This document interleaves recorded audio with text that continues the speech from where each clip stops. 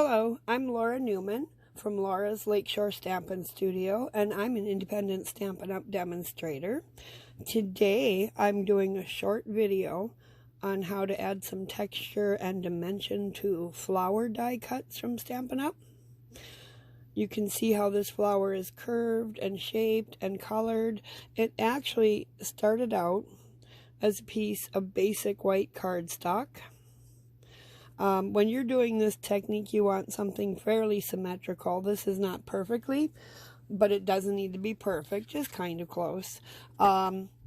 These are cut from Bouquet of Love dies from Stampin' Up! They are in the mini catalog, the current mini catalog. I used the two largest dies and cut out several flowers, of which I have 3 left. So what you're going to need is a foam mat. You could use a piece of fun foam. I'm using the old foam piece from Stampin' Up's Stamparatus. Anyone will work. And then you want a ball tip tool. So if you get Stampin' Up's Take Your Pick, it comes with 2 different size ball tips. This is the larger one, and then there's a very small one. So we want to use the large one. Let's go ahead and put that back in. It just kind of clicks in and locks into place. We're also going to use a water painter. Now these come in a set of 3. There's a large wide brush. This one is the medium brush, and then there's a more fine point brush. So you just unscrew the cap and you fill it with water. The cap just works like that. So we're going to go ahead and get started. So in order for this ball tip to work on cardstock without bending or crinkling it, you want to wet your cardstock first. So I'm just squeezing my water painter. I don't want these super wet, but I do want them to be saturated. And that looks pretty good. So I'm just adding water. I'm using a piece of scrap paper so as I don't get ink all over the foam mat. Now, I'm going to take 2 colors, Flirty Flamingo. You can use any colors you want. I'm just choosing this. And I'm going to put some ink down on an acrylic block right off my stamping pad. So this is a dye-based ink. It reacts well with water. I'm also going to do a Mango Melody flower or 2. So we'll add some of that down here. And that looks pretty good. So we have our flowers wet. Let's see, am I on camera? Yes, I am. Okay. So I'm just going to squeeze out a little water onto my acrylic block and mix it in with my Mango Melody. I'm going to come over and just add that to my flower. Whoops, goodness. Kind of sliding around all over here on me.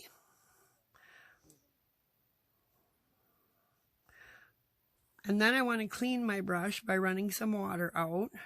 You can see all that yellow color is coming off of there. I'm going to pick up my Flirty Flamingo now. I want to mute that a little bit, so I squeezed out some more water. And I'm just coming in and adding it to this flower over here. I can make the center darker if I want. And just like so, make that a 2-tone. I'll add some more here. And then again, come in and darken up the center. So now I'm going to clean my, well, I don't have to clean it.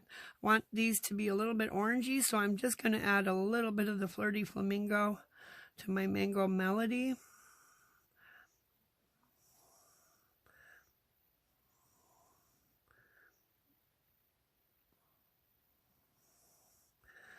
Get a little bit more on this one. And you can see how the cardstock is just really absorbing that color. So now I'm coming back and picking up some of the Mango Melody.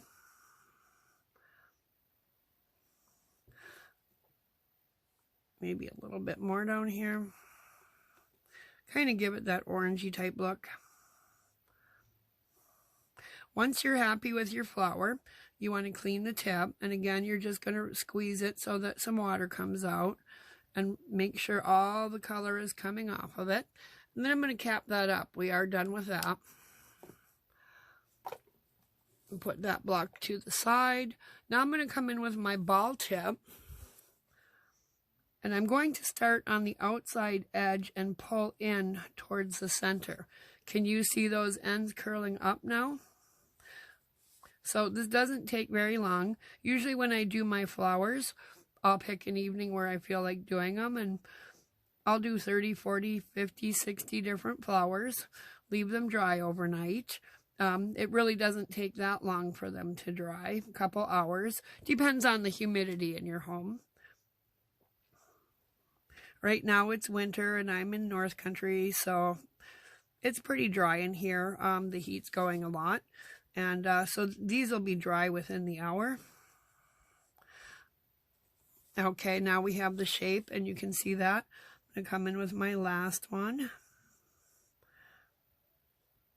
On the wider flower petals, you may have to do that a couple of times just to get everywhere.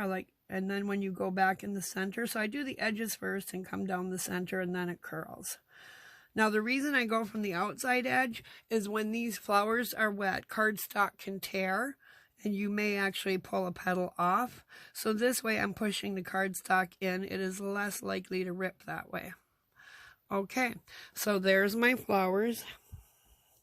We'll come in for a close-up. Can you see how they have some shape and some texture? So I'm just going to leave them to dry like this, and once they dry, they will retain that shape, just like my finished one. You can see how that's curved. I'm going to go ahead and add these to some cards once they dry. I'm going to show you a sample real quick of a card I just made today. It's over on my Facebook page.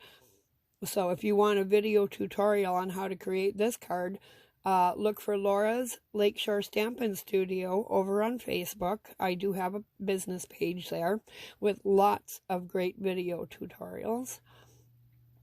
I added some of our brass butterflies. The background on this card was made with our Simply Marvelous cardstock. It's a celebration item for free. So, of course, with a $50 order, you can get the whole pack. There are 48 sheets, 8 each of 6 different colors. Let's pull this down so you can see it a little better. I love this paper. So one side is marbled, the other side has this really swirly wavy pattern. Comes in Flirty Flamingos, So Saffron, Highland Heather, Pool Party. This is the gray granite that I used on my card, and of course the blues. Beautiful paper, free with a $50 purchase. Available, celebration ends Monday, February 28th, so don't wait too long. Thanks for watching my video today on how to add shape and texture to Stampin' Up! Flower die cuts. You start with basic white cardstock, and you can get them any color you want with our dye-based inks and a water painter, and our Take Your Pick tool using the ball tip tool.